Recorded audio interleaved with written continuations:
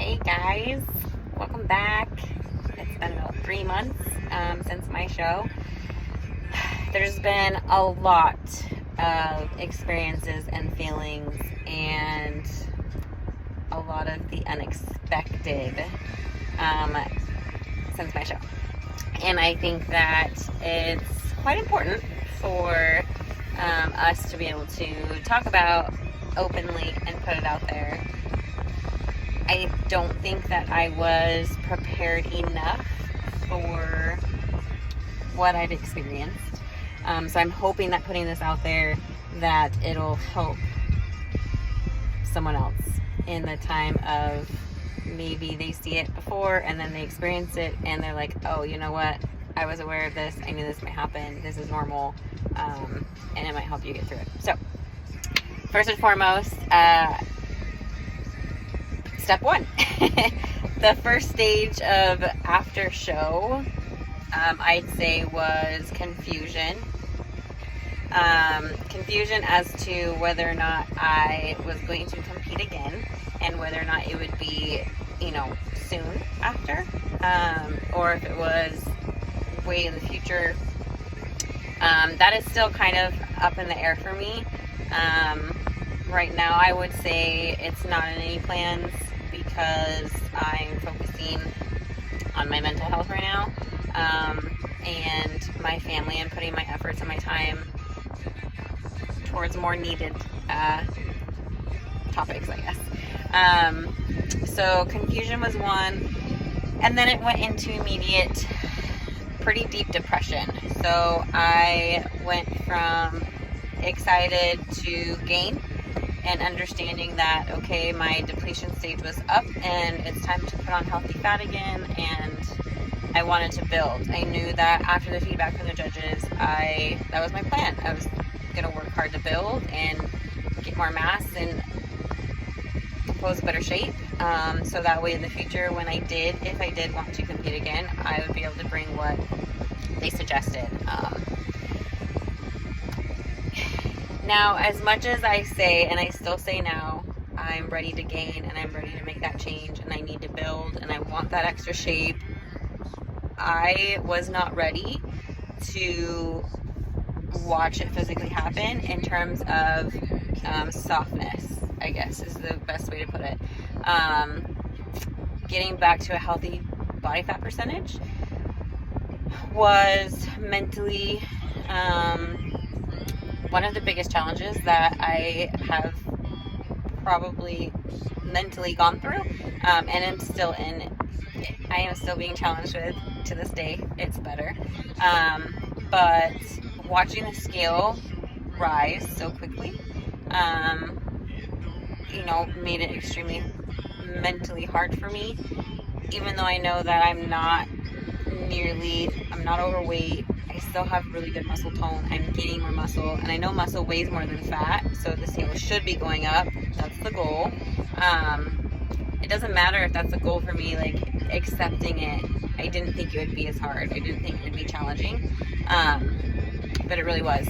And then it went into body dysmorphia. So I think I've always had a little bit of body dysmorphia. I've always looked at my body and always been able to, as all of us women are able to point out what they're unhappy with, but I've never experienced it to this level before. Because of how badly my mental state was, I quit my gym and I stopped going to see my trainers. I'm still working out every day in my own gym. I got major anxiety thinking about going to the gym and putting myself in front of all these amazing athletes and hardworking athletes and shredded athletes, and the gym became all about competing. And that's not a bad thing. It's just that I couldn't mentally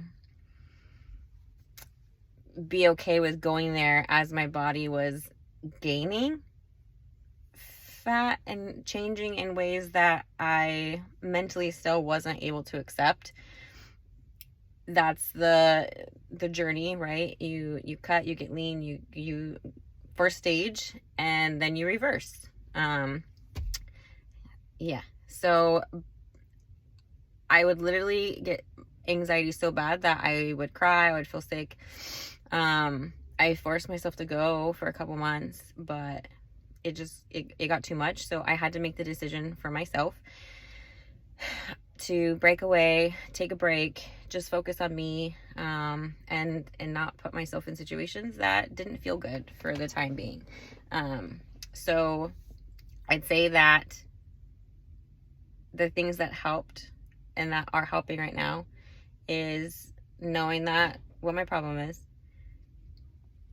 knowing that it's okay to feel this way as long as I have a plan to fix it, not being too hard on myself, and separating myself from things that don't make me feel good at the moment, which are things that I absolutely loved and I enjoyed so much. But sometimes you have to let go of the things you think you want and need to make a better change and to grow and to move on. So for now, I made that decision. I quit my gym. I work out on my own. I still post my videos. I started getting back on my stories, which feels really good again. And yeah, I talked to my sister, so I'm open about my feelings and how I'm doing. My husband's aware of how I feel, and I'm a lot more open and honest to him about things, about how I feel, about what things that trigger me. But yeah, when it comes to a time where in your life where people are looking at you and they're like, oh, Brooke, you're looking so healthy and you're looking so good and we love the gains you're getting. When that triggers and makes you feel fat, there's definitely a fucking issue. So I would go through binging moments early on post-show, and afterwards I made a few trips to the bathroom. Not forcibly, but I believe that psychologically I made myself sick, so it just all came up. But I was able to thankfully get a hold of that and realize, like, okay, I need to gain control. So the want to binge is still there. I hate saying the want is still there because I don't want to, but the crave for it, I guess, is still there. The crave to eat. I never feel satisfied. And it was never like that for me before prep. I was always really good with food. I ate when I felt hungry. I meal prepped. I always chose the better health, choice options. I had a great relationship with food. So that was phase 3 or 4. No, it was phase 3 of terrible relationship with food. I think about food all the time, constantly, all day. I'm meal prepping, I'm eating, I'm thinking about what I'm gonna eat next and when I can eat next, and what I'm gonna eat next. It's not good for you to be that obsessive, and I know that. So being able to acknowledge that I have a problem with it, I think has definitely helped, and being able to say it out loud, to other people has definitely helped, because I held it in for a while, probably over a month. I held all of this in and it was not helping. Yeah, so phase 1 was confusion, phase 2 was depression, phase 3 was realizing I have a terrible relationship with food and I gotta gain control of it. And then that goes along with body dysmorphia. So my core section, I think I have the hardest time with. I affiliate fit and lean with, might sound stupid, but I do, with a really tight core. And I worked really hard in prep to get that extremely lean, dry, tight waist. I never imagined I could have ever gotten it that way. And now that it's gone, it's not necessarily gone. In my eyes it is. But that makes it really hard for me. Like, I lay down and my on my side and a little bit of my stomach flops down, and you can feel the extra weight, you know, when you're laying on your right side, your stomach moves. We're human, that's what happens. But it gives me anxiety. Like, I feel it. My husband puts his hand on my stomach. I feel, even if it's just skin or water retention, like immediate anxiety. Immediately I feel sick. I super stressed out. I feel like I'm fat. Like, it's terrible feelings. Terrible feelings. And I think now that I'm aware of everything that I've felt and I've gone through, it's more of, I need to, one, be happy with how I'm looking. I am happy in the sense of I'm gaining muscle. I'm getting a hell of a lot stronger. My weights are, you know, going up. I feel good. But I do still have those days where I look at myself and I feel like I should be looking for body fat droppage, and I should be, you know, toning up better, and I should have those gyrations that are more visible, because for 17 weeks, that's what I trained my brain to do, right? I looked at my body every day, watching the fat burn off, seeing all of the definition and the gyrations come through, and now I'm just trying to retrain my mind to understand and accept that that's not the goal we have right now. That's not what we're looking for. And one day I will get it again. I know that. But it's not time yet. So I need to live in the moment of time that we're in now. And it's just, I want everyone to know, like, it's not easy to transition. It's not easy to make that transition so quickly. I think that if I would have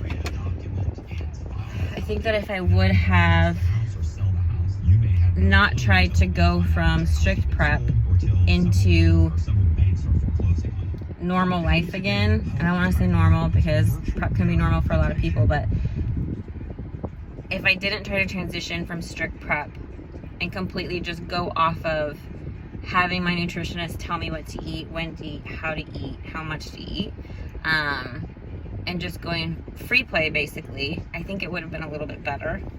So if prep is to ever happen again, I know that, you know, off season will be different. I will lead into it differently, and I'll, yeah. Because going from, it's like quitting something cold turkey. You know, it's a lot harder. It's a big shock to your body. And especially through prep, like, you've already messed with your hormones so much.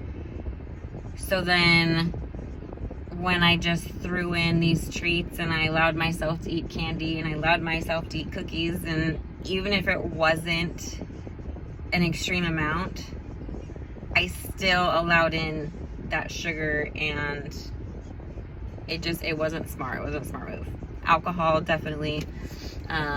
You know, I allowed alcohol over the holidays, and I experienced terrible depression the week after. Like, it's very easy for me to